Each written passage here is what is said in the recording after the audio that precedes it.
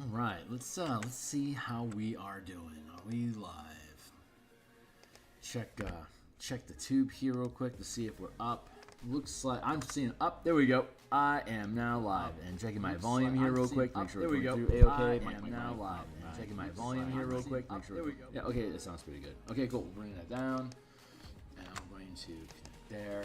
I'm going to do some social media posting here, so if you are if you're catching this in the future, be welcome to skip forward like a minute past my intro. But if you're new to the channel or you're here with me in in live space, hey, my name is Theurgy. I create role-playing games, I illustrate them, and I publish online.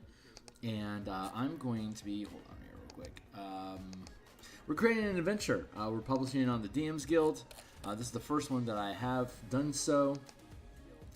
I've been a DM since 1987. I've been a freelance illustrator since 1999. I have been an Eberron enthusiast since 2004.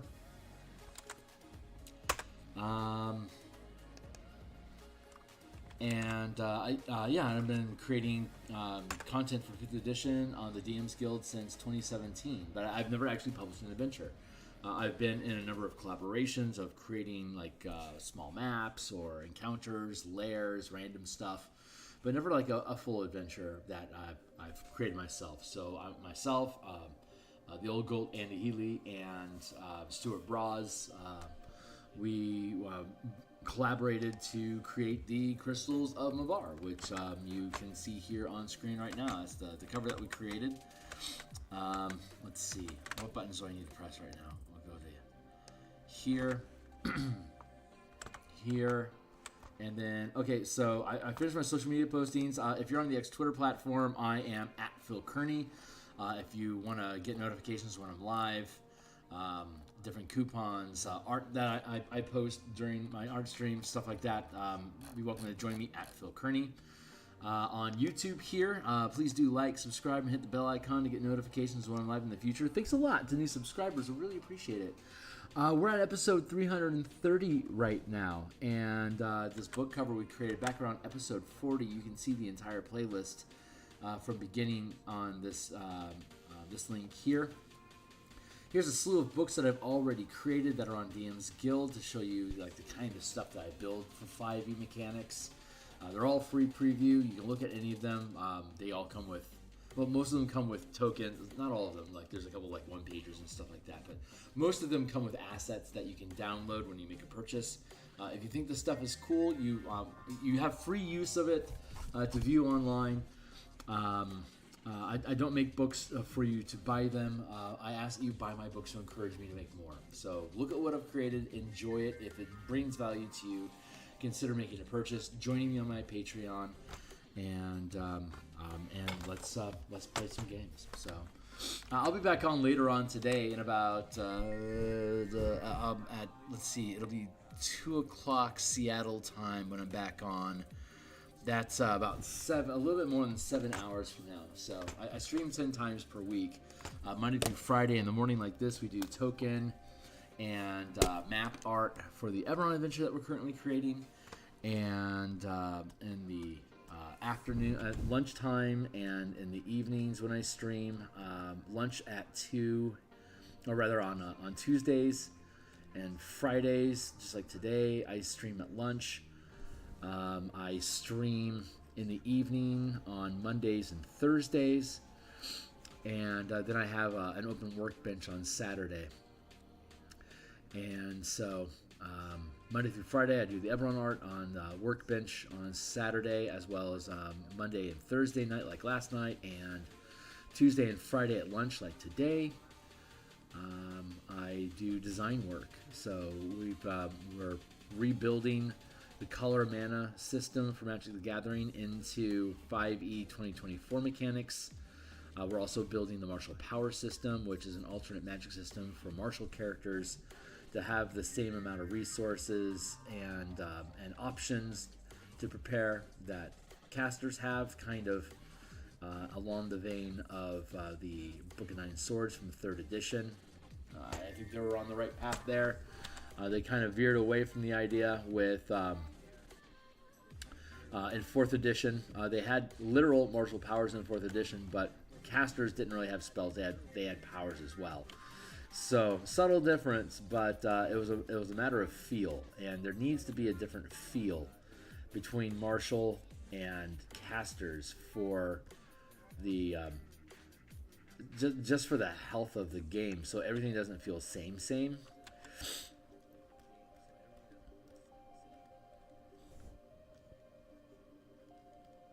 There you go. That's a direct contrast to the statement that I made yesterday of how you can have, how it would be more balanced to have all casters using the same, like all full casters using the same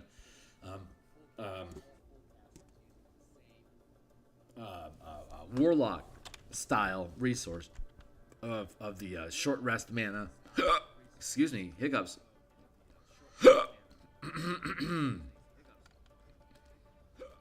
Are these gonna pass? Yeah, short rest mana for low magic, and then high magic having Mystic Arcanum for once per day use. I think that would be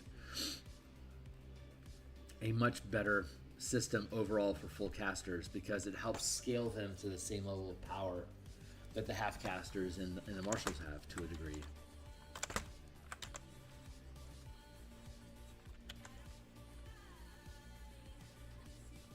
Anyway.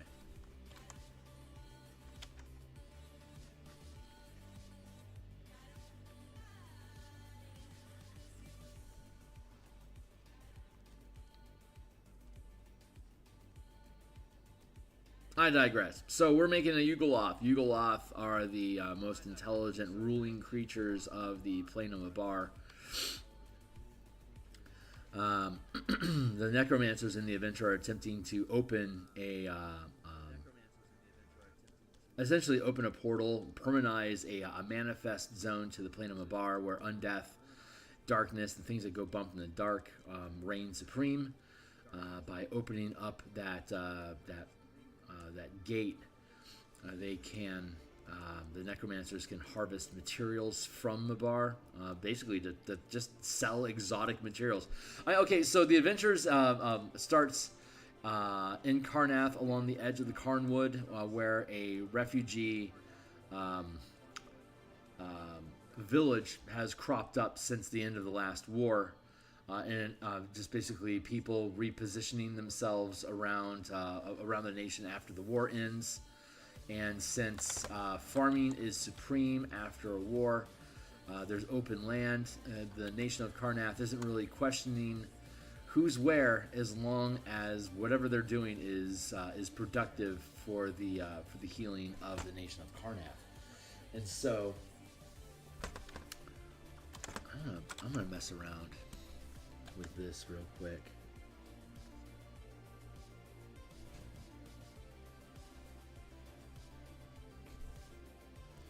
Getting rid of that, and let's see what happens if I fill this in.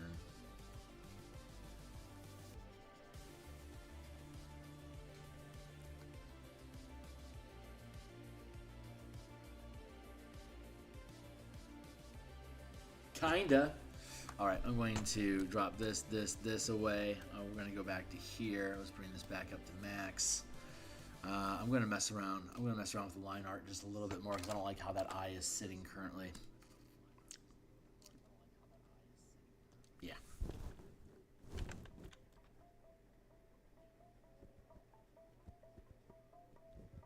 Yeah. The entire nation has basically been geared to war for 500 years, and there's going to be a significant transfer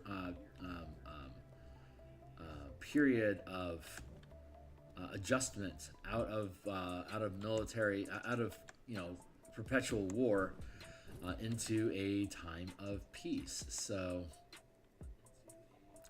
Swords to Plowshares, veterans that have never really had a home outside of war are trying to find purpose. People that have been displaced by the war, with their homes and villages destroyed, trying to find a new place to settle and start a new life. So problem that needs addressing. So not really being too picky about who's willing to farm in your area. Like let's ignore whether or not they used to be an enemy or not. They're willing to farm and make food for us. So have at it, Haas. That's basically the attitude that's being adopted right now.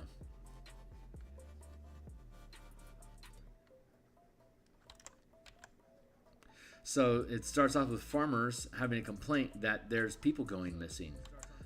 The regional sheriff has more on their hands than can be dealt with for unregistered an unregistered community that has people going missing. That's not unusual. So, but there are diligent complaints. So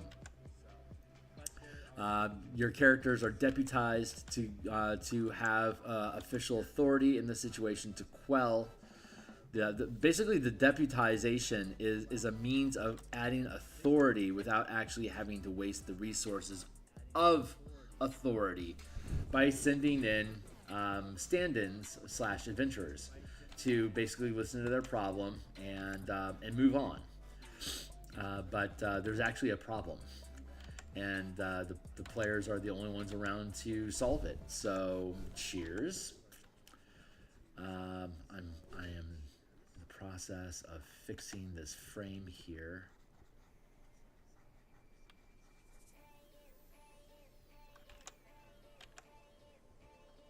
Necromancers stole an artifact called the Eye of Mavar. It was made in the plane of Mavar. It is an artifact connected to the energies of Mavar. It is capable of creating and sustaining a manifest zone and even permanizing one, if performed correctly. And so there's a ritual to do so. A bunch of Emerald Claw cultists have learned the ritual and have obtained the Eye of Mabar and have gone off to an old military facility that was initially used for necromancy experiments in the early days of the war, when the Blood of Vol was accumulating strength. Well, the Blood of Vol didn't really come in vogue until the end of the war when they were desperate, but they had been slowly accumulating power over centuries to get to the point where the nation would literally turn to necromancers for solutions. Like, that was prepared over a long period of time to create that conversation. And so they're now able to capitalize. Now that the war is over, the necromancers are no longer in vogue, and a lot of them are actually being accused of potential war crimes. And so there's kind of this whiplash effect going on among the Emerald Claw cultists that had power in the military until the end of the war, and now they're all disgraced or on the run or are retired and don't have authority or legions of dead anymore to command. So there's a considerable loss of authority, prestige, respect, pay, and power. And a lot of these necromancers aren't taking it well. So, in this instance, we're seeing necromancers that know about the ritual, about the artifact, that have gained it and are now using it to create a manifest zone for they themselves to start farming that environment for exotic materials that they can sell off to other necromancers or wizards of just general interest. It's basically just a money-making scheme.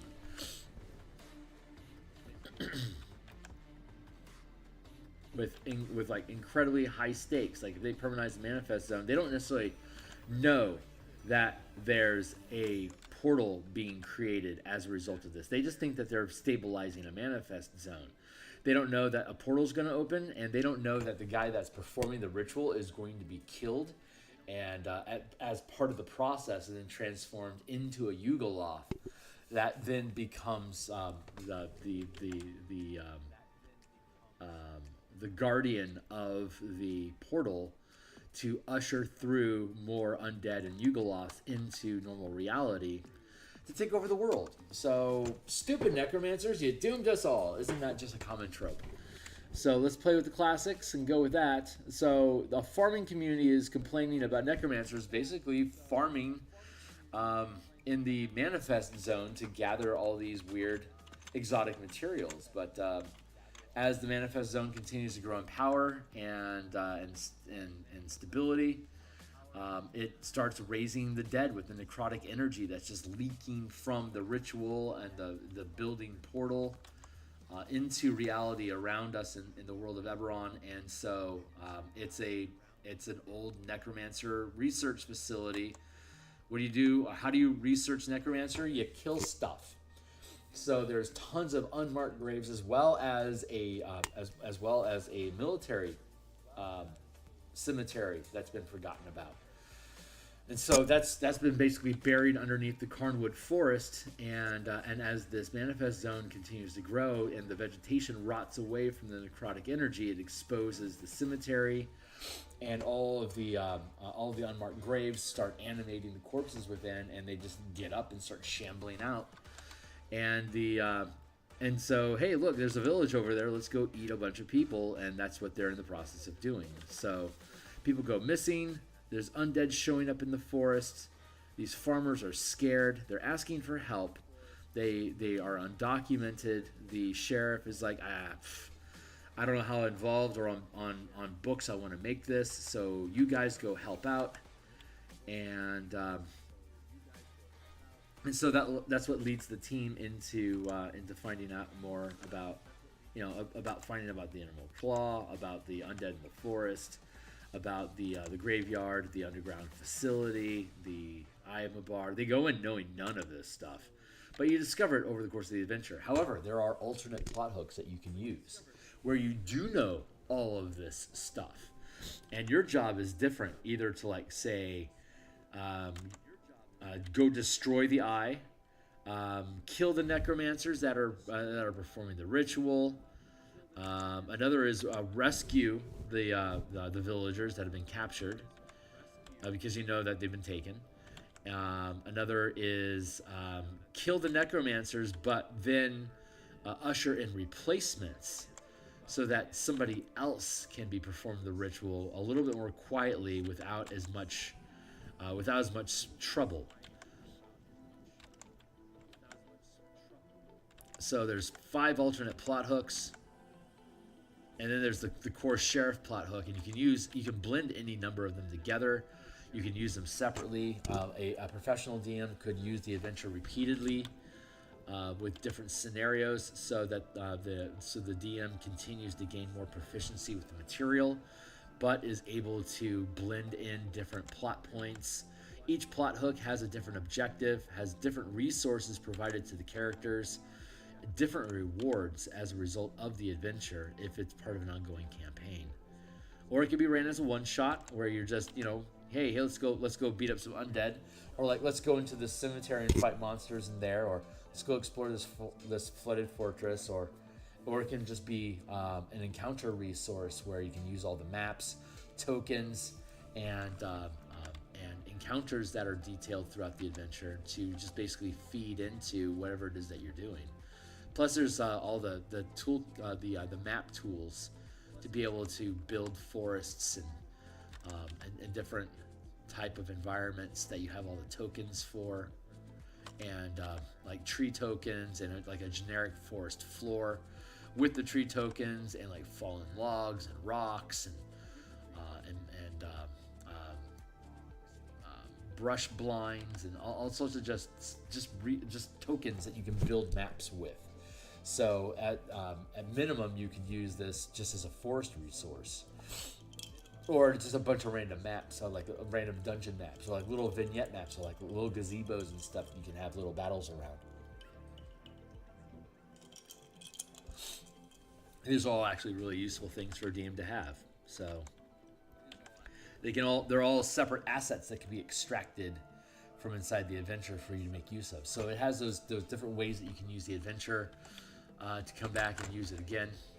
You could run the adventure as a one-shot with one of these kill scenarios that the team fails, and then the DM starts up a regular campaign at level 1. And by the time you get to level 8, they reintroduce this area to the team and they see it from a broader perspective. If they're going in as a one shot, they can basically be teleported to the dungeon that they need to be in. But if you're approaching it from a campaign externally, marching your way through the forest to the manifest zone into the dungeon, you might not realize it's the same dungeon that you've been in before until 8 levels have gone by and you get there and you're like, wait a second, I recognize this fucking place. That's just what a fun way. That would be such a fun way to run the campaign. I ran it as one shot. I've ran it as an extended multiple rests, and I've had a few. There's been 3 other DMs that have ran it as well. So I've had about maybe 20 some odd people play through it. 3 different DMs run it. Got some great feedback, and so now we're in the process. Well, we're doing all these art assets here, but off screen in my when I'm not streaming development and when I'm not streaming artwork, my downtime is spent in constructing this thing. Here, I'll show you where we're at right now because I was able to get more work done between yesterday and now. Crystals in the bar. There you go. It's currently sitting at 99 pages. So let me scroll out a little bit so you can see. So we got everything basically sitting on their own individual pages, but it needs to be. I need to make sure that there's a good space available on each page where it's needed to be able to like add like map spaces like these, or like here's an empty spot for an illustration. And there's a lot of text going throughout here, but if we clean it up, I think we can reduce the amount of text so it's a little more digestible. But everything is broken up into separate pieces, and the appendices of the 99 pages, the appendix start on page 72. So there's 71 pages of adventure. And then 99 minus 72 is 27, and then 27 pages worth of appendix. There's new monsters, NPCs. There's new magic items, oddities, and resources, as well as the alternate plot hooks and how to blend them together into building unique campaigns. So that's the back 27 pages. The front 71 pages is broken into 3. We have the introduction and how to use the adventure and resource, like the setup stuff, and then there's 3 acts throughout that. So of the 71 pages that are actual adventure content, we've got the 70 of the 71, 7 of them are setup, like cover and setup stuff. So that then becomes 71 minus 7 is 63. So there's 63 pages in the adventure. Like maybe the first part is like maybe 14 pages. The second part is like around 35, and then the last one is like 20 something. So that's the progress that we're making right now. Since I've got everything parsed out into their individual locations on the pages. Now I'm just trimming down the text so that it's a little more punchy, a little less. I tend to ramble on, and God bless Andy and Stuart for tolerating that. But I added a lot of text in to have a really thick, good understanding of what's going on inside here. But now as I go into the page layouts, I can look at, is all that text necessary? And I know the answer is no. I can trim out a lot of it. So that's what we're doing. We're reducing the amount of text in each particular page so that we can open up and have enough space on each page to provide all the visual assets necessary to be able to build the adventure. But the way we're trying to build it is that each page is self-contained. So it has all the information you need for whatever is going on in the particular moment the players are doing, to have that information available there on the page, or to provide hyperlinks to be able to bounce like from monster back to the adventure, so that it's easily navigated and self-referential. So that's the objective. I did a 25-page adventure expansion for Lattice Zaraxis with the Spelljammer Combat and Exploration adventure that supplement that I put on DMsGuild back in March. So that was the first time I had worked layout, assets, and original design ideas into the same adventure. But it wasn't a full adventure. But it was a good test run for me to see how can I build adventures. And so now that I've had that experience, I'm seeing a lot of that information, a lot of that experience being applied to the creation of this adventure. So we're going to, I'll be continuing doing this. I'll give you guys this is just a glance.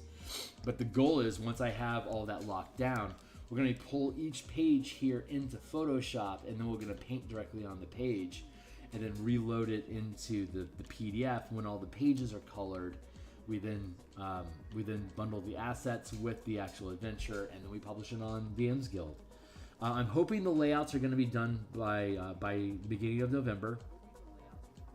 And that would then allow us to finish all these assets and then get directly into the page, start dropping assets into the actual document to fill in a lot of that illustration space that we're building.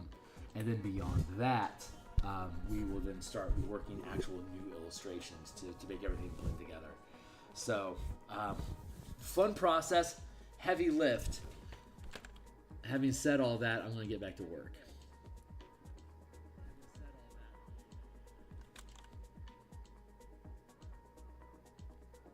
Thank you for allowing me to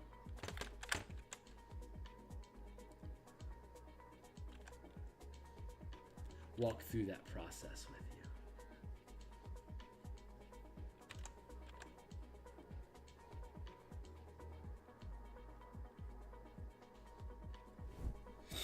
That feels pretty good. Okay, so I can get rid of that, and we can go back to here and duplicate that.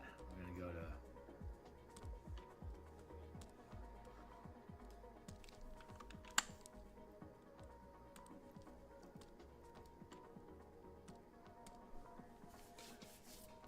I would love to have this published in January. It'll probably be March. That's probably a realistic time frame for this. Just because of how much there is and still learning how to do it. I'm going to end up doing more adventures in the future. I'm probably going to laugh at how complicated I made this thing. So I'm trying to simplify it now, recognizing that the only real weakness that the adventure has right now is complexity. So, like I said, I added a lot of text because I wanted to make sure I wasn't leaving anything out that might be necessary. But now that it's all there, I'm like, what can we get rid of to reduce the amount of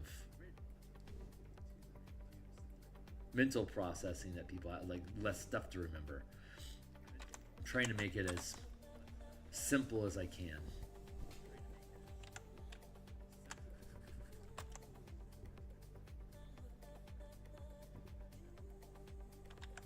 And when we do the next one, obviously we're going to be able to create the next one faster. Or we'll be able to build it bigger with the same amount of time.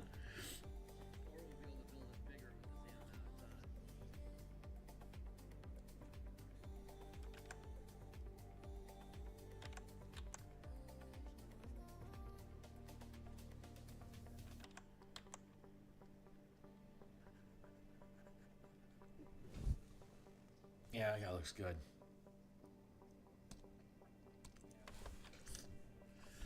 Only a dream away.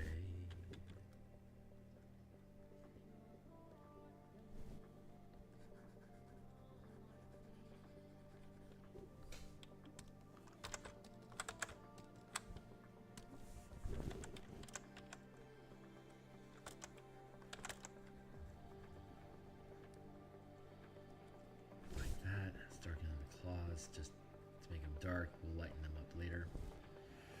That's looking fine. Let's refine this.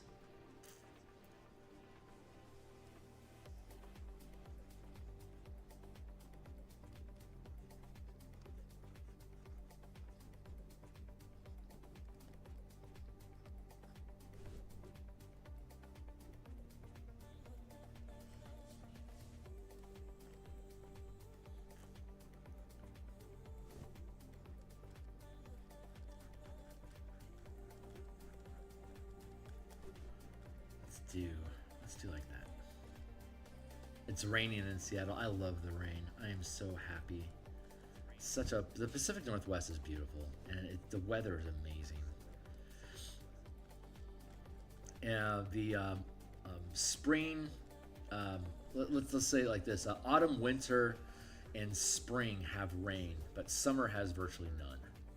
A lot of sunlight, and low temperatures, like 70s, 80s at most. Like typically, it normally doesn't get out of the 80s. So it's very temperate. It's very far north. It has mountains. It has heavy forest. It has the only temperate rainforest on the continent, and it has desert. We have ocean shore. A huge variety of different type of terrain to play on. The mountains are gorgeous. That feels pretty good.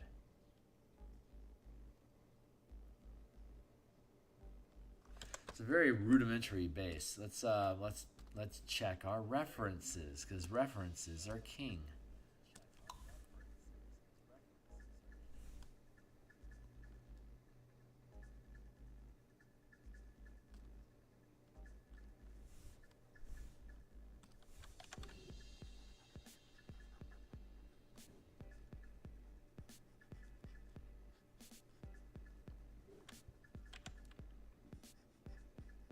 I should probably peel that back.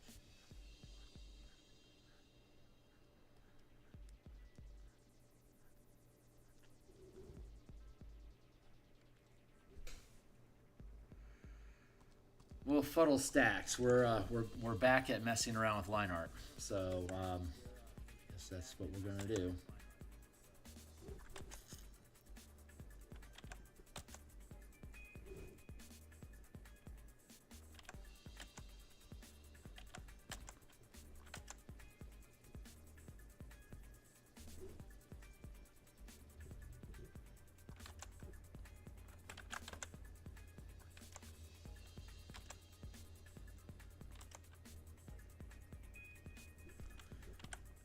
Teeth.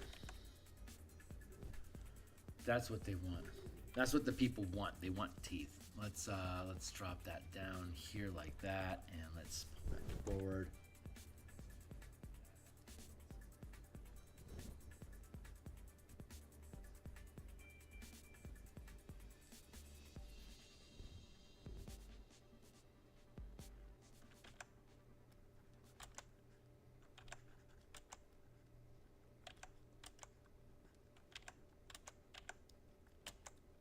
Oh, that's not very different.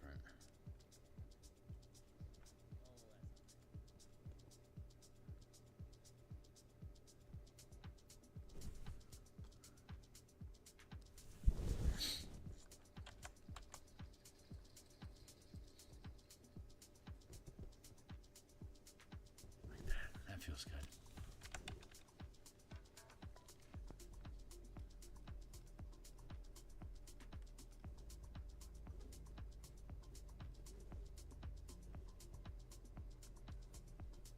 Better.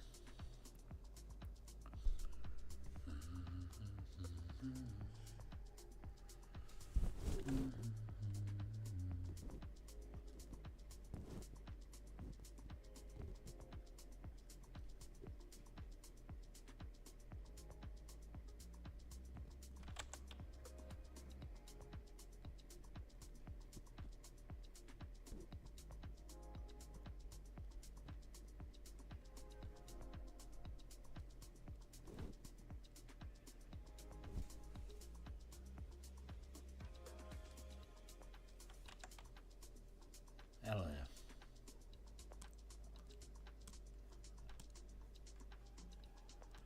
Let's merge that down. Let's duplicate it. No. Let's duplicate it. Yes.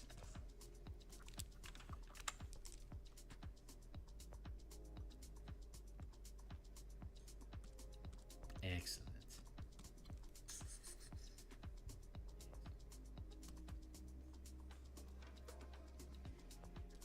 Very good, very good, very good.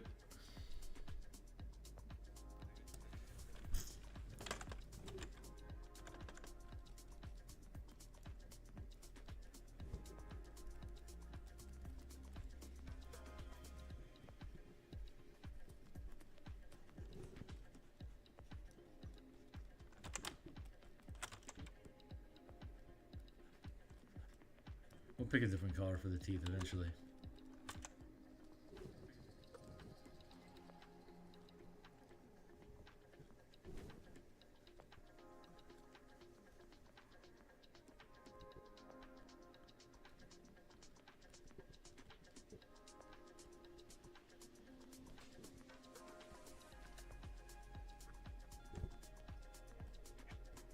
We're going to be at the point where we're going to blend here pretty soon. So I'm just about ready to start that blending process.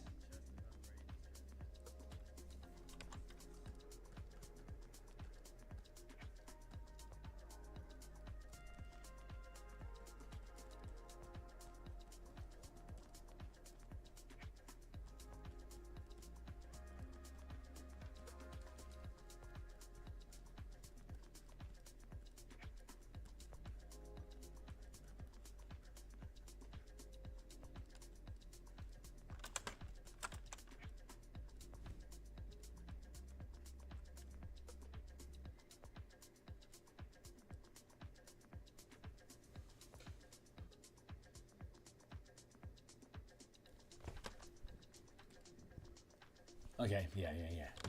Okay, let's be bold and take this. I'm going to. This might be a little early, but I'm going to give it a try. Let's go here and let's merge these all down into the same. Oops, I did that wrong. Let's.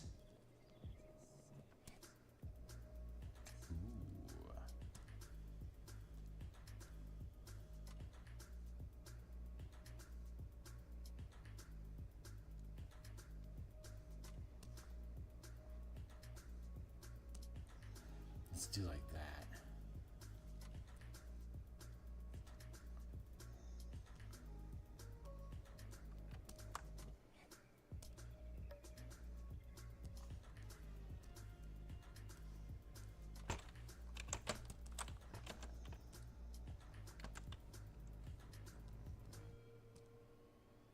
Yeah, let's go. Let's start here. And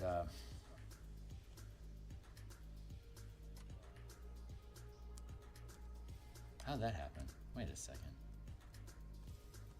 Oh, that's fine.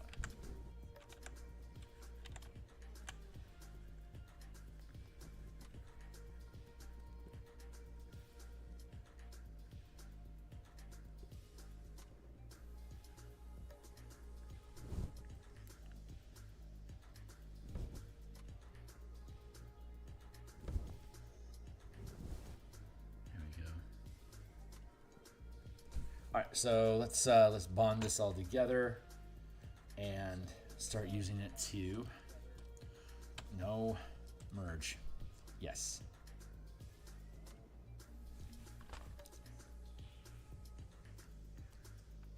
Now it's a single layer.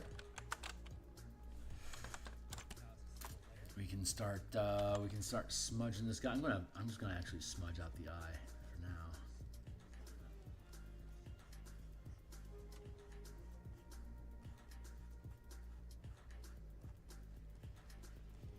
Just gonna blend.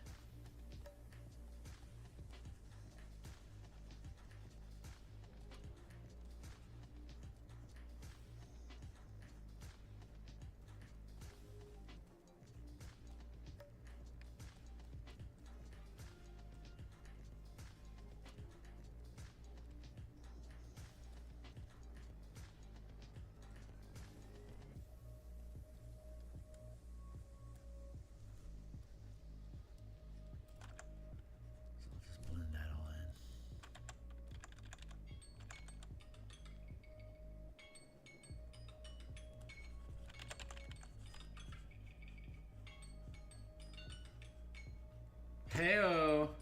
It's a timely timer. 7:19. Holy shit! Okay, we still got 40 minutes. That's awesome. Plenty of time for us to render.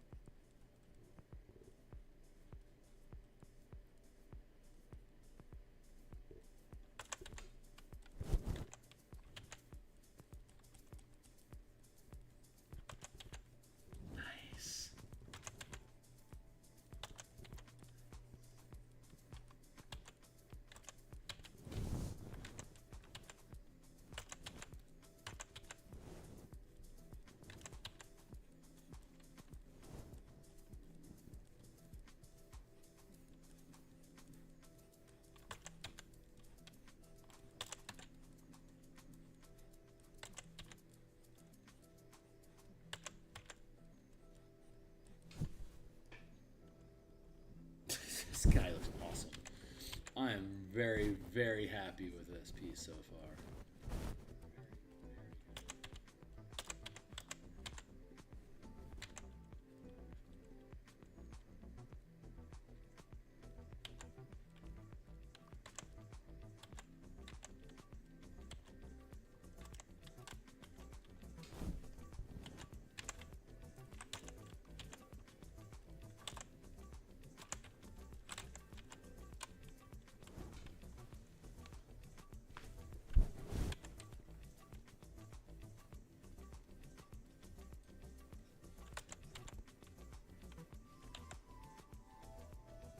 So I'm working the lighting in. I have all this texture from the previous sketches that we can use to basically scuff up this guy's armor a bit.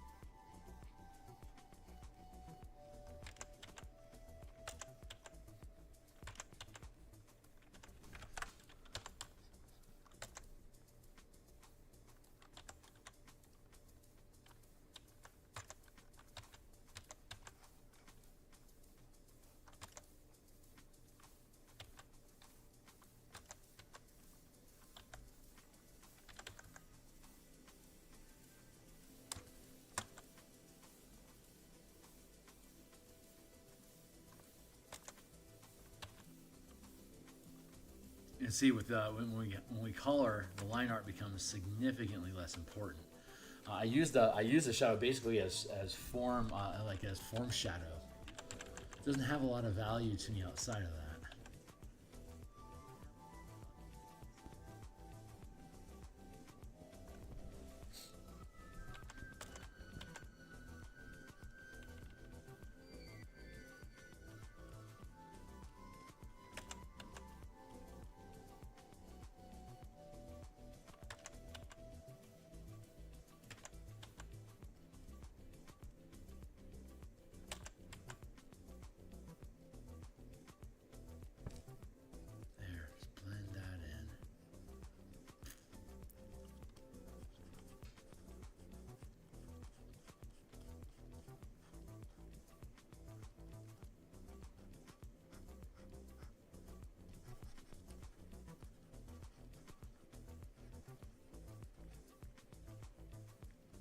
and have the little warbles and like organic lava-ish sort of smudge going around. So we'll integrate that stuff into the armor as well. But first, I want to make sure we lock down the general form, because I can create a new layer and start adding that warble into it. I'm calling that stuff warble because I can.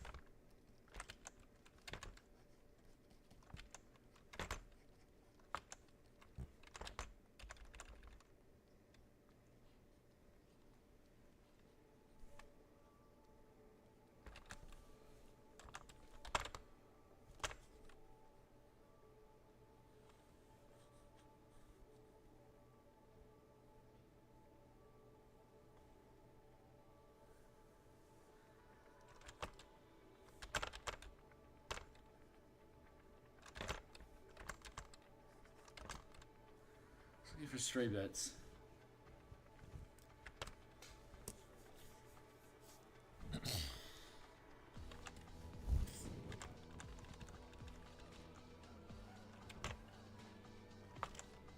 No, we want darkness.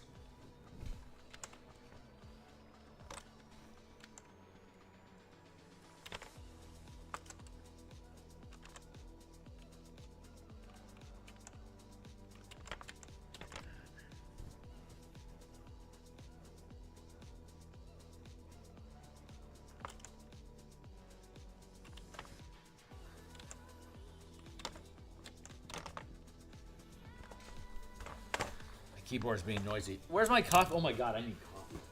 I need coffee. I've been going all this time without any coffee. Oh my god. This is walnut maple coffee. And oh, it's good. Oh, that's good coffee. Holy crap. You don't have to love coffee to live in Seattle, but if you live in Seattle, loving coffee certainly is nice. Now, the Pacific Northwest, just really far north territories, the amount of sunlight you get during the wintertime is low. During wintertime. Yeah, very, very low. So coffee is very common. God, that's rich. Holy henna, that's exploding. Man, so good. So good. I'm just gonna keep filling in this R bit, smudging this stuff together.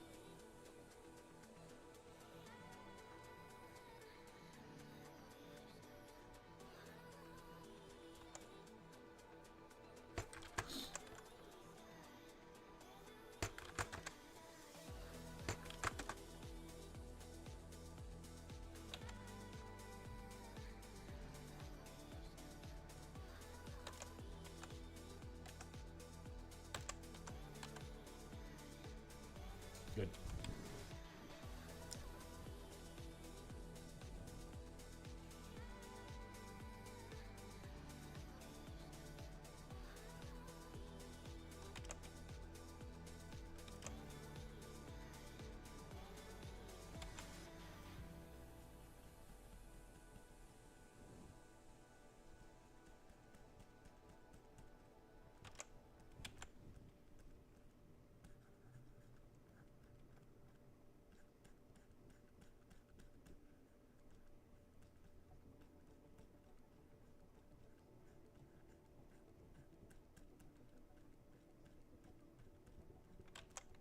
Oh, these things have tails, right? Yeah, no tails.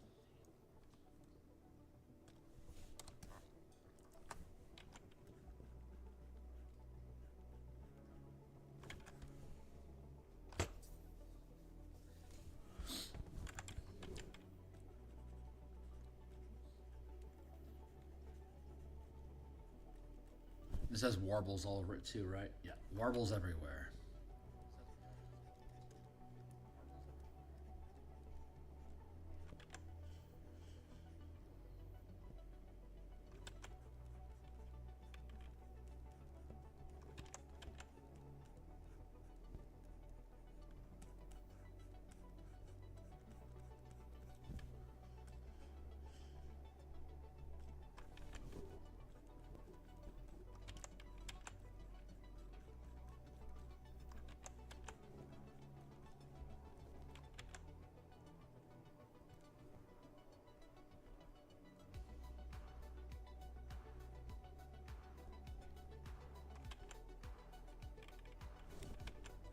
And we'll do something cheeky, like have a highlight in here like that to make this edge stand out from the shadow around it. Just using just some basic lighting techniques. It's pretty simple, but that's not my real concern. Like these little highlight effects will and like little we'll be adding those in. God, words are just blanking on me right now. I got the derps.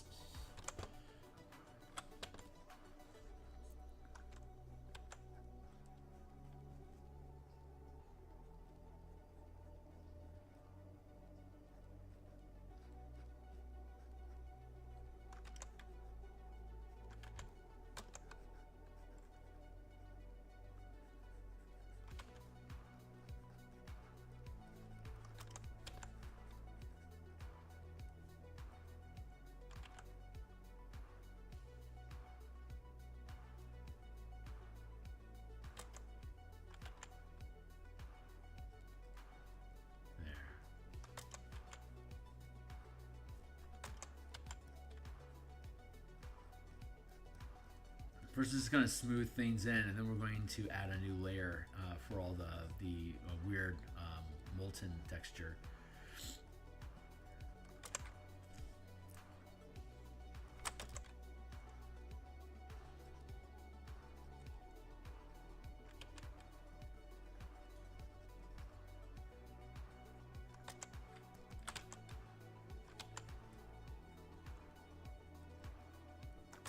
Everything in due time.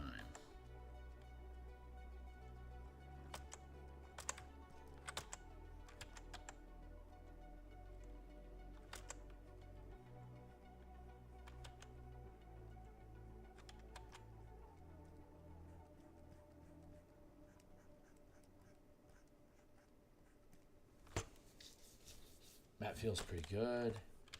This feels a little tilted. I think I need to tilt the entire thing just like a smidge.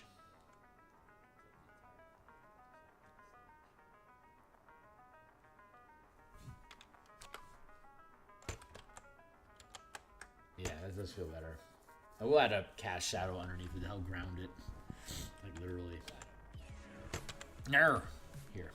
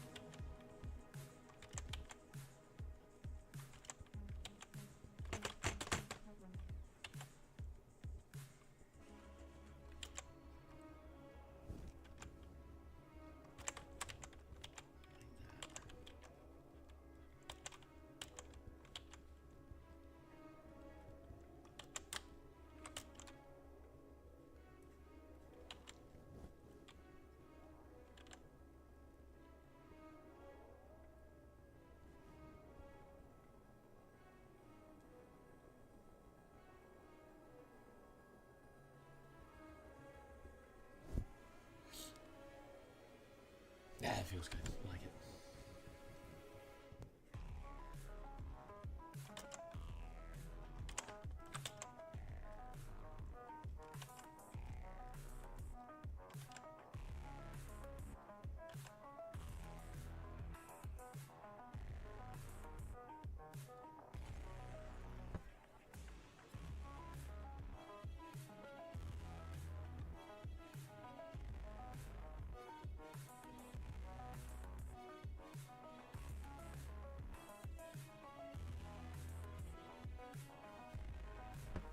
Good.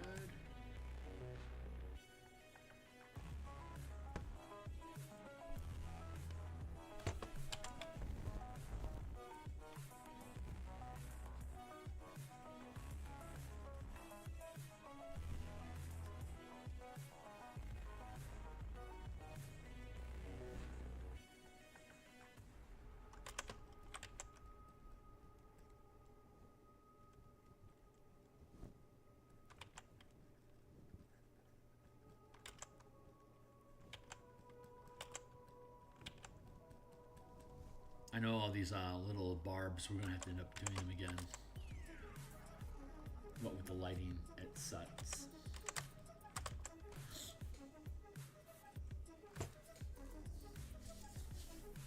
But we're looking good. How are we on time? All right, we got 20 minutes left, so we can continue with this. I don't know if we'll get it done.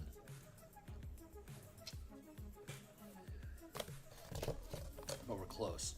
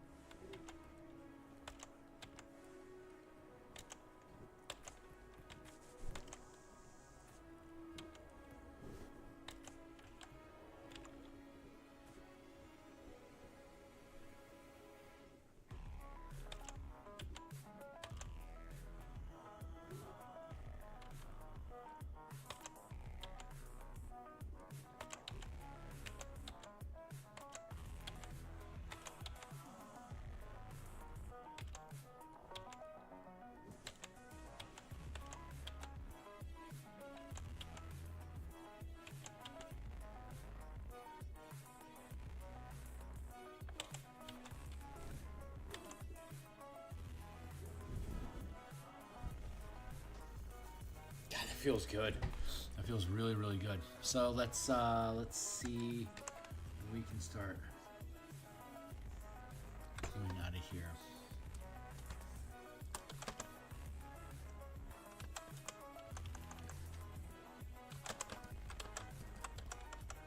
Okay.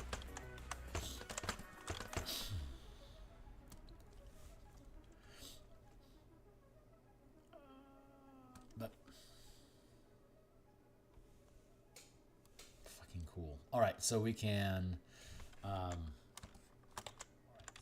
begin working on an overlayer here on the highlights.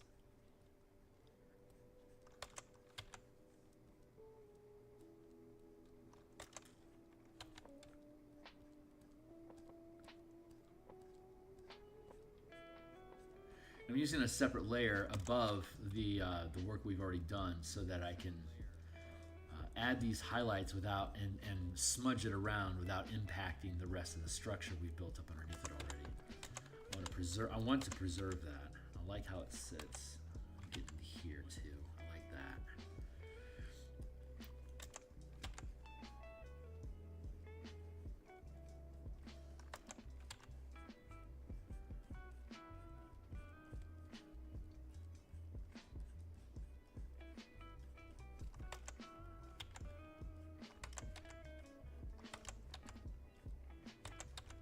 Helps give it that glisten. These little liquidy highlights.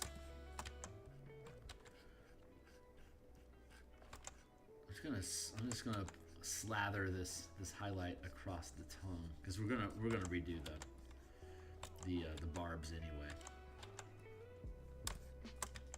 Down here like that.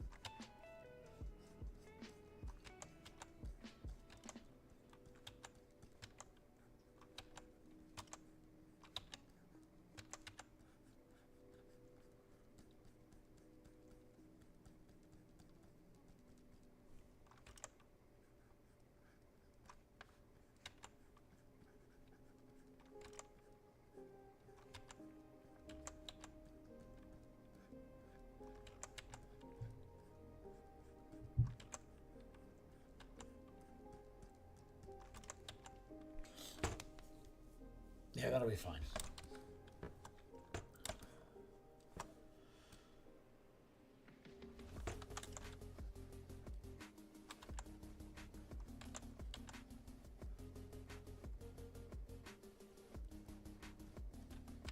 Now we can start emphasizing these highlights we were talking about.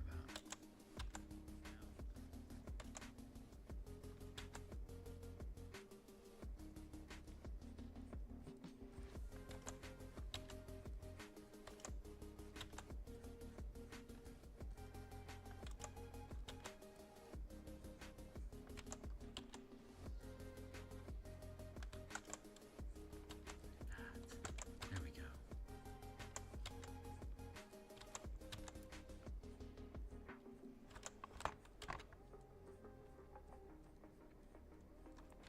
Edge lighting just makes such a difference. Look at that. Just huge difference already.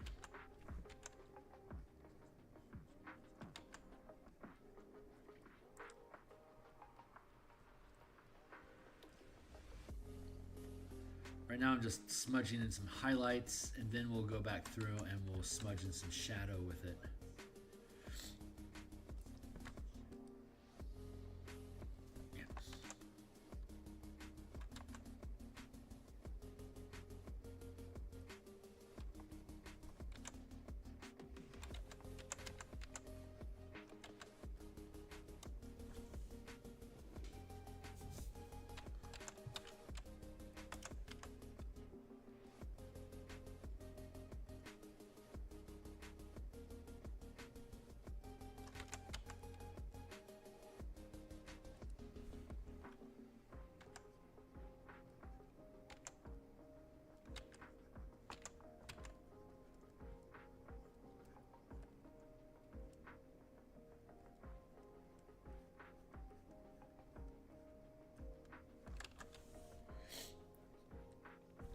Bad.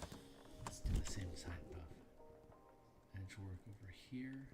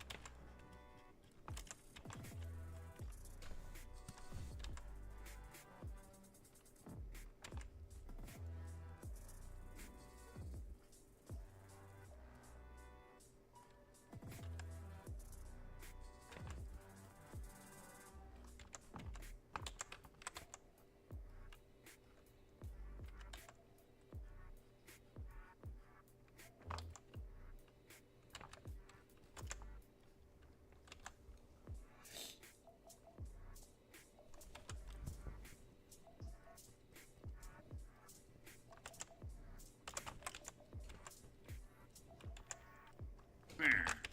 Good.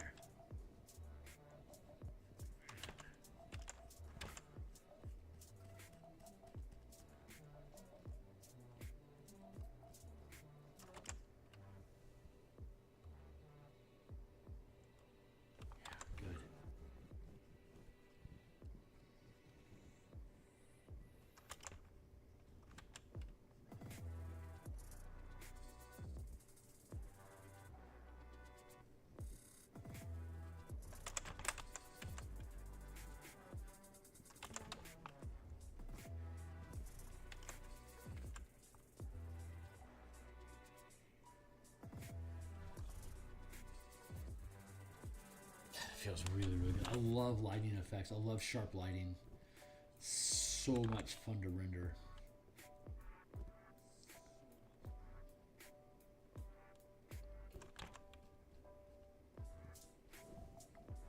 It definitely takes patience, but God, it's so satisfying to do.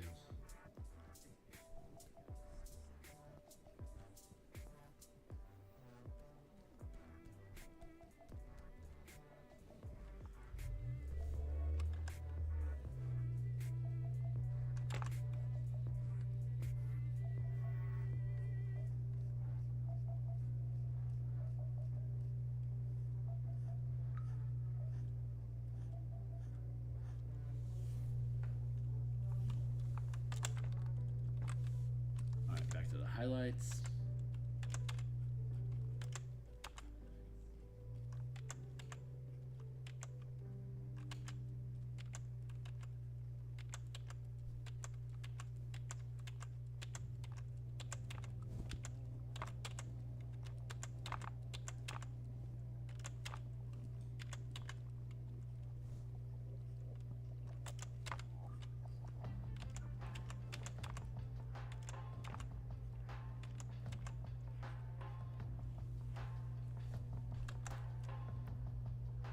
Feels pretty good.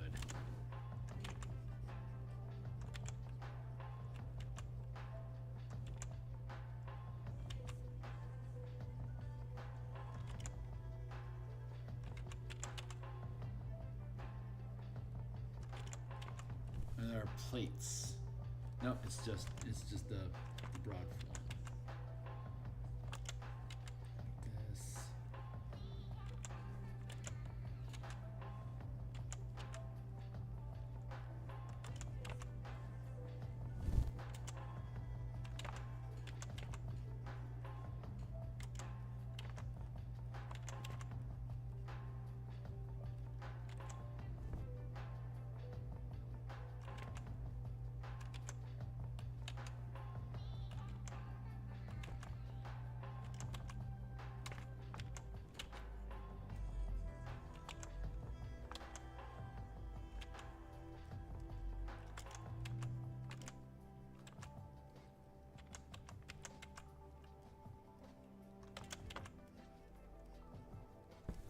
Feels good. Let me check my reference again here real quick.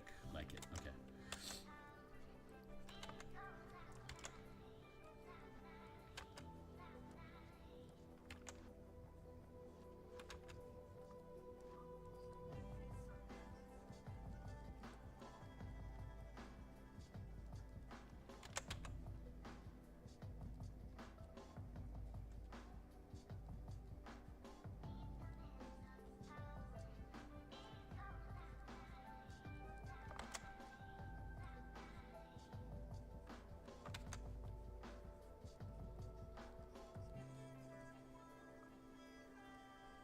This seems to be the way to do that.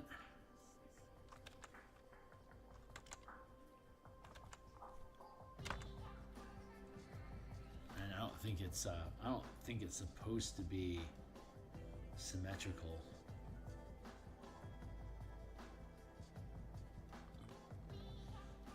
Hard to tell.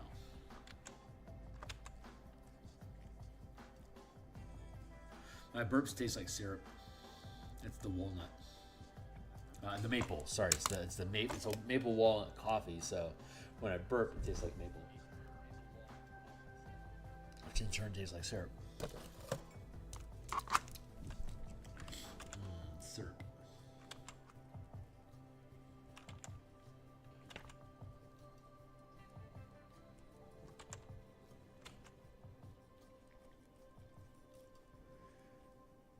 Man, I haven't had diner food for a while. Maybe this weekend I'll go out and hit an IHOP or a Waffle House or something. No, we don't have Waffle Houses in Washington. Not in general. None that I've seen. Hell, we don't even have Chili's. We used to have a Chili's at the airport, but it's gone now.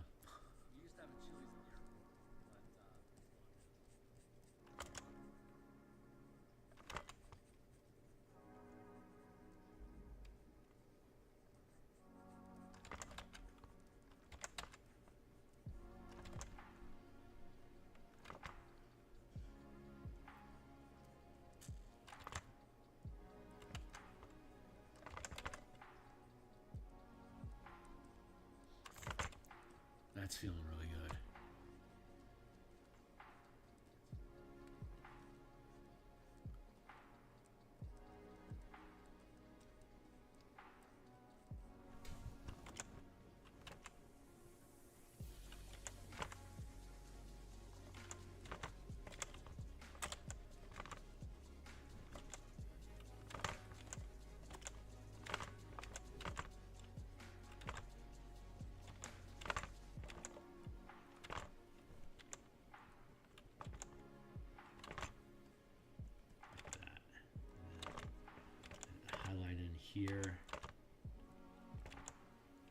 looks, it's so easy to do, but it looks so good.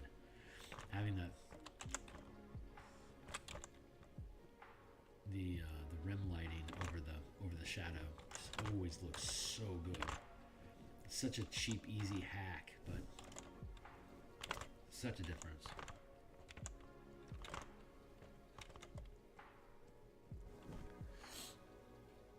All right, that feels pretty good. And then here.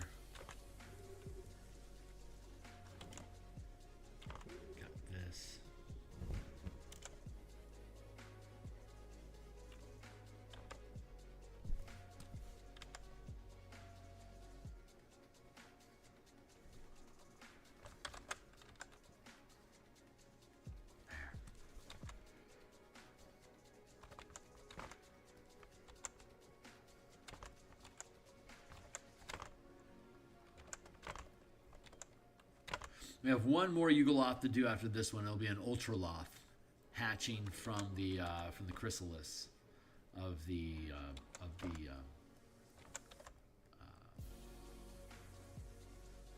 creation ritual.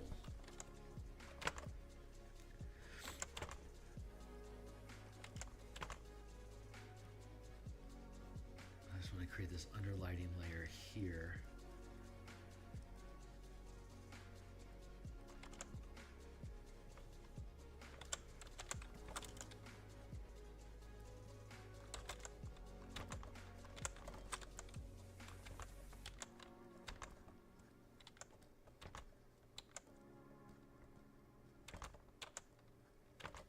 Same sort of molten effect down inside of it.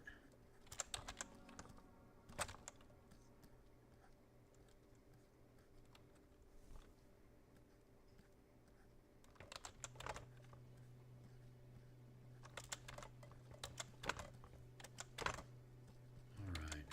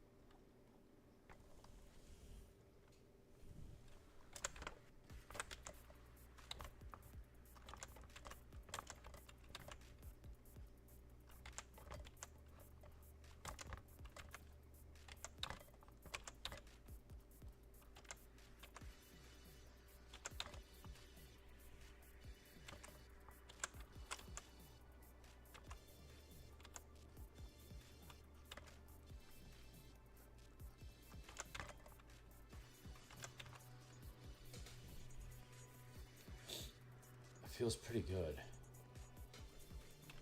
It's not quite done yet, but the mottling is M-O-T-T-L-I-N-G, mottling is certainly coming along. I want to make a new layer.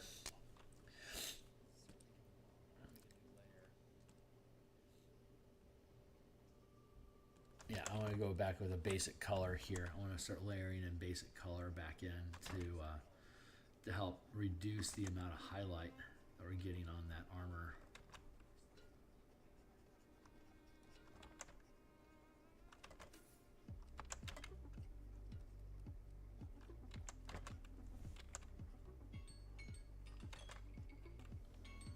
Nope, 7:56. It's time for me to go. All right. Well, this piece is almost done, and it is Friday here in Seattle, so I'm going to be back. Yes. I heard you. Thank you. Let's see. I might just finish this on Saturday afternoon if I want to if I need to take a mental break and distract myself from the layouts that we'll be working on. So I'm going to be back. I'll be back at 2 o'clock Seattle time, which will be 5 o'clock East Coast. And we finished working on the Paladin revisions for the martial powers system last night. We finished. Did I say Paladin? We finished the Ranger last night, and so the next thing on our docket is the Paladin. So when I'm at lunch today, we're going to be building. We're going to be reviewing the core scaffold of the Paladin, and then we're going to modify the core class features to work with martial powers and what revisions the Paladin has for 2024. This is coming along great. I'm very, very happy. I'm going to actually add in a slightly cool